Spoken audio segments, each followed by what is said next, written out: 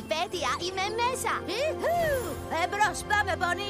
Πόνι της γης, προπορευτείτε. Πίγαση, πετάξτε δίπλα μου. Μονόκεροι, ετοιμαστείτε όλοι. Για την Εκουέστρια! Ποιος φανταστικός εχθρός παραμονεύει, πριγκίπισσα?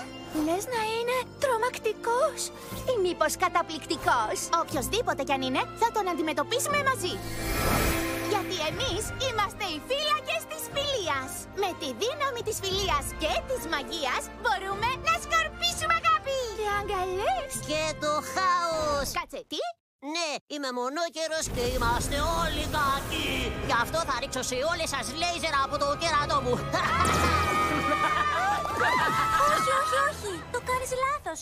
Υποτίθεται ότι είναι όλες φίλες, θυμάσαι? Χάλια. Είναι σαν τον παλιό καιρό, όπου και τα τρία είδη πόνι ήταν φίλοι. Άντε πάλι τα ίδια. Και ποτέ δεν πολεμούσαν ο ένας τον άλλον με μαγεία. Λάθος. Όχι, δεν είναι. Η μαμά μου λέει ότι η Πίγαση και οι μονόκεροι έριξαν λέιζερ στα πόνι της γης για να τα τσουρουφλήσουν και να τα αφάνε. Ποτέ δεν θα το έκαναν. Αλλά τα πόνι της γης τους τσάκισαν σε μια επική μάχη. Και αν πλησιάσουν ξανά στο Mertime Bay θα τους κάνουμε τουλούμπι και πάλι. Είναι ψέματα.